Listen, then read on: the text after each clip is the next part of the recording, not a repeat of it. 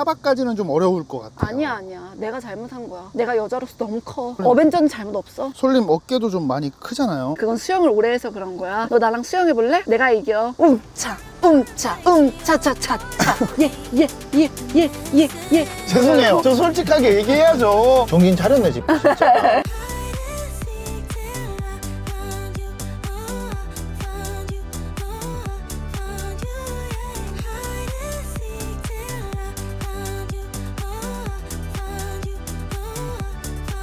네, 안녕하세요. 비핀입니다. 안녕하세요 여러분, 솔리입니다. 여러분, 저기 자연과 이 차랑 너무 잘 어울리지 않아요? 지프 오너분들이 정말로 기다리셨던 바로 지프 어벤져를 가지고 왔습니다. 아니 여러분, 이제 지프의 막내는 레니게이드가 아닙니다. 바로 어벤져죠.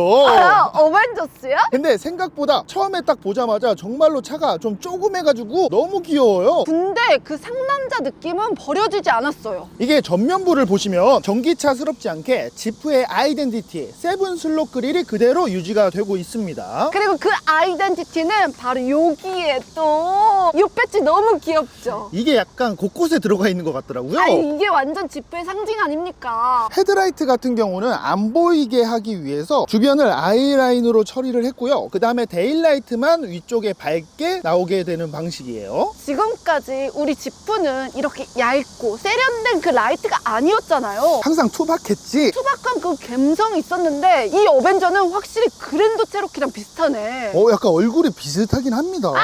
이 어벤져는 이꼴 베이비 그랜드 체로키. 그리고 이 차량의 사이드 뷰를 보시면요, 이게 전기차가 맞나 싶을 정도로 팬더가 정말로 많이 튀어나와 있어요. 피디님, 네. 이 어벤져에서 제일 좋은 게 바로 이 휠이에요. 진짜 잘 만든 것 같아. 휠 자체도 다른 색깔로 꾸밀 수 있게 액세서리가 좀 많이 나온다고 하고요.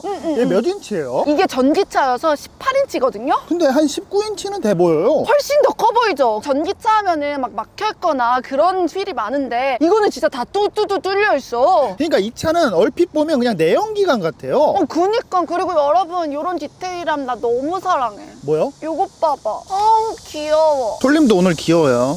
오빠 뭐야? 갑자기 왜 고백해? 그리고 피디님, 지프만의 또 감성이 뭐예요? 요 휠하우스. 살짝 네모난 이 휠하우스가 또 지프만의 매력이잖아요. 어떻게 보면 이 휠하우스 때문에 오프로드에 강할 것처럼 보이고요. 그 다음에 이 차량은 전기차인데도 일반 전기차에 비해서 최저지상고가 20cm 정도 높다고 해요. 아니 미쳤다 여러분, 이것 봐봐요. 이게 진짜 전기차가 맞나 싶을 정도로 높아요. 배터리가 대부분 밑에 깔리잖아요. 그럼 배터리 보호하는데도 더 좋겠다. 전기차는 대부분 배터리가 하단에 있어가지고 만약에 사고가 나거나 아니면 배터리에 문제가 생기면 진짜 수리비가 만만치가 않거든요. 하지만 이 차량은 배터리팩이 망가질 일이 전혀 없어요. 아니 그리고 이거 봐, 이거 어벤져는 터치식이야. 터치식인데 열쇠 구멍 있죠. 당연히 있어야죠. 이거 미국 차니까요. 그리고 사이드뷰에서 또 매력 포인트 못 봤어요? 우리 어벤져는 블랙 루프랑 블랙 사이드 미러. 그래서 이런 달리는 스포티백 이런 느낌 나는 거 아닙니까? 그 다음에 2열 보시면요, 이 도어 손잡이가 EV3랑 똑같네요. 그니까 잠깐만, EV3랑 비슷한 거 같네?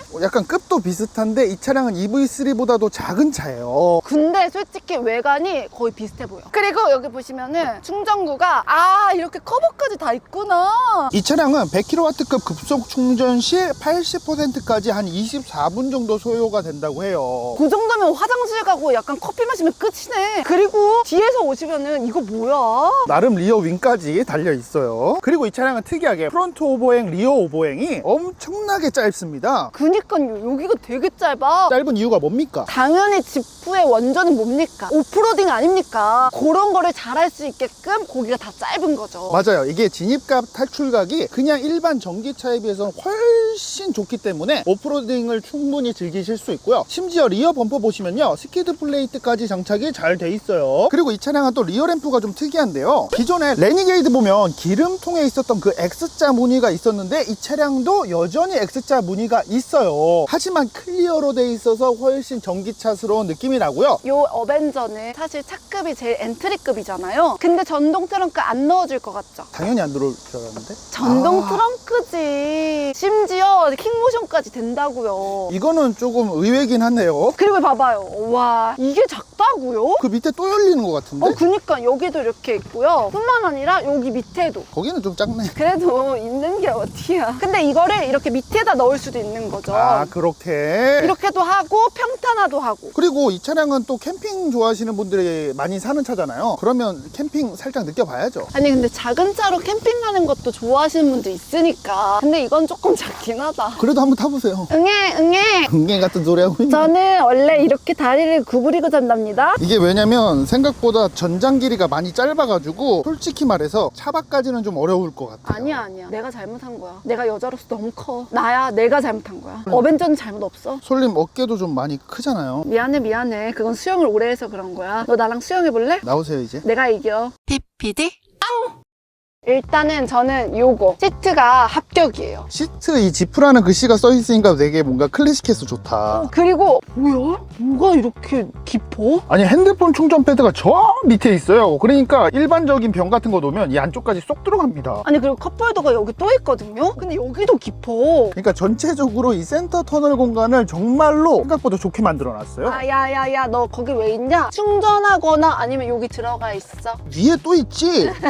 그래서 여기 있는 공간은 이 동급에서는 최대 크기 35리터라고 합니다. 그리고 너무나 좋은 게 저는 물리 버튼 되게 좋아하거든요. 그 중에서도 피아노 버튼 제일 좋아하는데 아, 누르기가 편하겠네. 공조를 컨트롤할 수 있는 물리 버튼이 여기 다 있고, 그리고 여기 센터 콘솔 박스가 없고 이렇게 그냥 앞뒤로 왔다 갔다 하는 정도만. 그래도 암레스트가 어느 정도 잘 만들어져 있습니다. 아니 그리고 원래 지프에서는 앰비언트 같은 거 없었잖아요. 다 튜닝했지. 아니 이거 봐봐, 여기 앰비언트랑 저쪽 끝쪽에도 앰비언트. 나름 이 차량에 뭔가 톡톡 튀는 개성이랑 잘 어울리는데 높은 급을 가셔야지 아마 앰비언트가 되는 걸로 알고 있어요. 그건 조금 아쉽긴 하다. 하지만 비상등 버튼 위치 너무나 좋고요. 솔님, 근데 이 차량 가격이 얼마인 줄 알아요? 이게 무슨 소리야?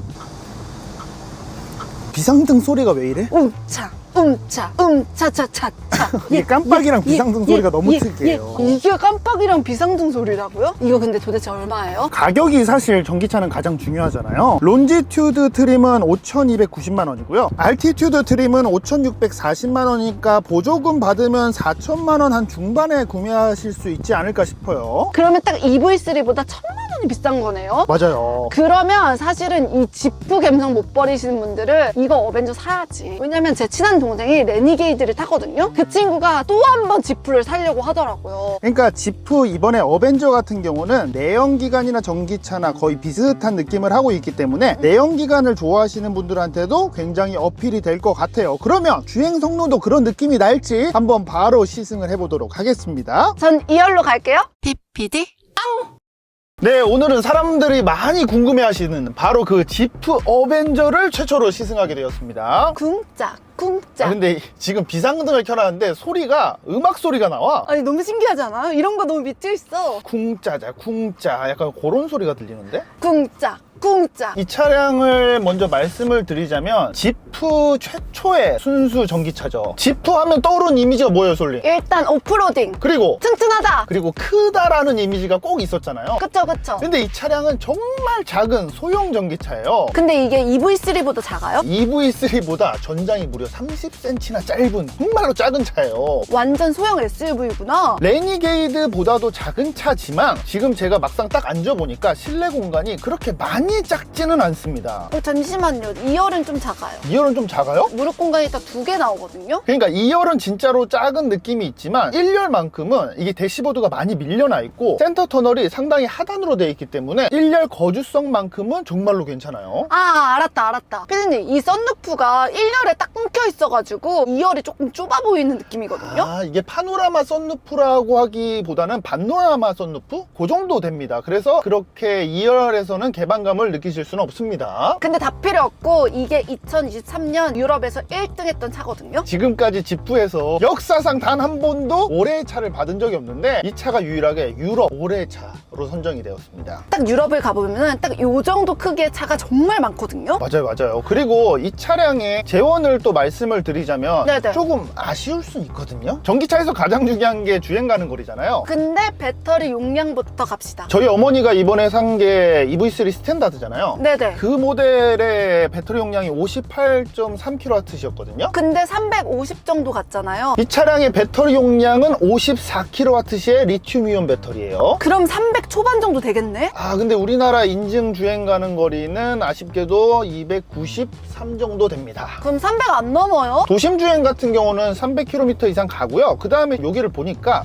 83% 정도 남았거든요. 네네. 그런데 328km 갈 수 있다고 하니까 생각보다 300km 초반대는 무조건 찍을 수 있다라고 볼 수 있을 것 같아요. 아니 우리나라는 왜 이렇게 기준이 짜? 기준이 짜야 돼. 너무 보수적이잖아. 보수적으로 측정해야 안전하게 전기차를 타실 수가 있어요. 아 근데 PD님 제가 지금 2열에서 조금 타봤잖아요. 전기차가 맞나? 왜요? 그냥 내연기관처럼 비슷해. 그게 왜 그러냐면 일반적으로 전기차 하면 자연 친화적인 소재, 재활용 소재 같은 걸 많이 쓰는데 맞아요. 이 차는 실내를 딱 탔을 때 그냥 지프예요. 그니까 지프랑 뭐 달라진 게 없어. 그냥 지프 감성 그대로 유지를 하고 있으면서 뭔가 스티어링 휠도 전기차스럽게 만들지 않았어요. 지프가 많이 세련돼졌어. 정신 차렸네 지프 진짜. 근데 아쉽게도 이런 문 쪽에 이런 소재 같은 경우는 아쉽긴 해요. 이런 플라스틱 소재 같은 경우는 지프만의 미국 감성 있잖아요. 맞아요. 그게 아직 조금 고스란히 남아있긴 합니다. 우리 아빠들이 많이 쓸 것 같은 그런 느낌 있죠. 맞아요. 솔님 근데 전기차 하면 결국엔 이 주행감을 느껴봐야 되잖아요. 근데 2열에서 그 꿀렁꿀렁한 느낌 있잖아요. 그거 안 느껴지는데 지금? 이게 되게 특이한 게 지금 느껴보니까 뭔가 회생제동을 제어할 수 있는 버튼이 지금 따로 없거든요.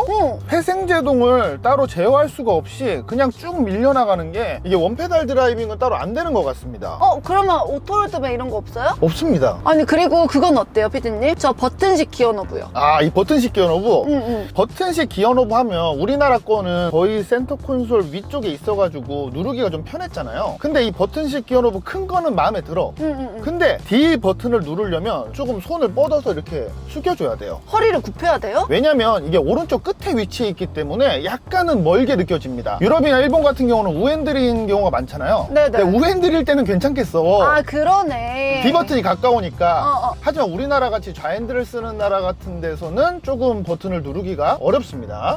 그건 좀 아쉽다. 예, 이거 버튼은 조금 아쉬워요. 그리고 위치가 너무 밑에 있어. 대신에 이걸로 인해 가지고 장점이 또 생긴 건 있죠. 뭐야? 기어 노브가 앞으로 빠졌다는 거는 센터 콘솔 공간을 아주 크게 활용을 할 수가 있다는 얘기죠. 그래서 이쪽 보시면요, 센터 콘솔 보면 진짜 말도 안 되게 깊게 돼 있어요. 그런데 심지어 이 위쪽에도 레이처럼 또 다른 수납 공간이 있어가지고 동급 대비 한 35리터, 거의 최대급이라고 합니다. 그리고 저는 뒤에서 보니까는 마음에 드는 게 핸들이에요. 핸들 너무 귀여워. 사실 레니게이트가 지프에서 막내였잖아요. 그쵸? 그 차를 안 산 이유가 뭐예요? 솔직하게 발언해도 될까요? 네, 레니게이드는 실내가 거의 사골 중에 사골이었어요. 옆에 지금 형님, 까미네 형님이 타고 계신데 지프 레니게이트 좋아하십니까? 아 근데 나는 별론데 그래도 여자들은 귀여워서 좋아하는 사람이 많더라고. 그쵸. 외관이 외관으로는. 예쁘니까. 근데 오빠 솔직히 실내는요? 아니 근데 실내도 나는 그렇게 좀 의견이 다른데 여성분들은 남자들만큼 약간 신형에 대한 신뢰 이런 거에 대한 로망이 별로 없어. 그러니까 외관이 예쁘면 오. 그 하차감만으로도 마음에 드는 거야. 남자들하고 약간 감성이 달라. 솔님은 좀 다르지. 솔님은 차를 많이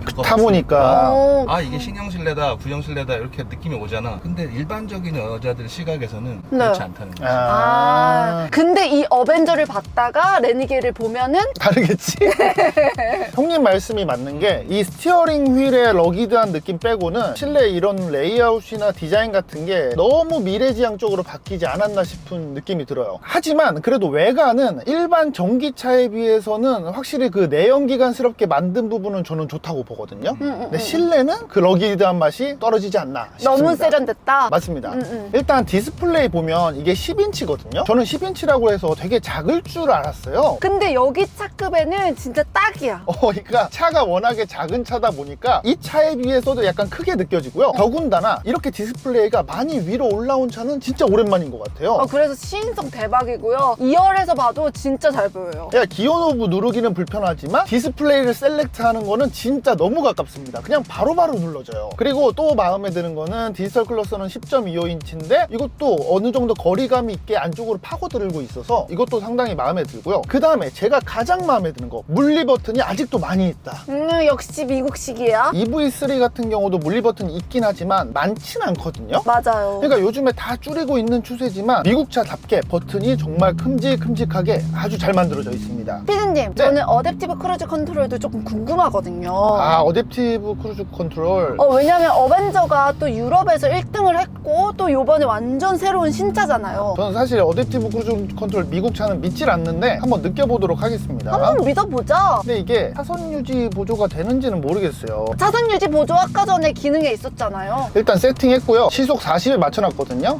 앞에 차 꼈거든요. 나쁘지 않아? 정차 출발까지는 다 지원을 하는 것 같아요. 지금 엄청 막히고 있거든요. 네, 이럴 때 진짜 편리하거든요. 차선 유지 보조가 아니라 차로 중앙 유지가 있다고는 하거든요. 너무나 뭐 잘 된다 이런 느낌까지는 솔직히 아니에요. 근데 되는 건 맞잖아요. 손을 떼고 한번 가고 있거든요. 미국 차 치고는 괜찮은데요? 일단 나는 스탑앤고가 있다는 게 너무나 감사할 따름이에요. 이게 막히는 길이나 시내 주행했을 때 어댑티브 크루즈 컨트롤만큼은 나쁘지 않다. 그리고 이 차량은 워낙에 좀 작은 차잖아요. 네네. 그래서 휠베이스도 짧고 전고도 낮고 지상고만 높은 희한한 차예요. 그래서 이것도 코너링도 한번 살짝 느껴보면서 한번 밟아보도록 하겠습니다. 아니 지상고가 높으면은 그래도 방지턱도 잘 넘어가겠다. 방지턱도 넘어가봐야죠. 그쵸? 한번 코너링 느껴보도록 하겠습니다. 어머머머. 방지턱 바로 네. 한번 넘어가 볼게요. 약간 단단하구나. 한 번 더 넘어가 볼게요.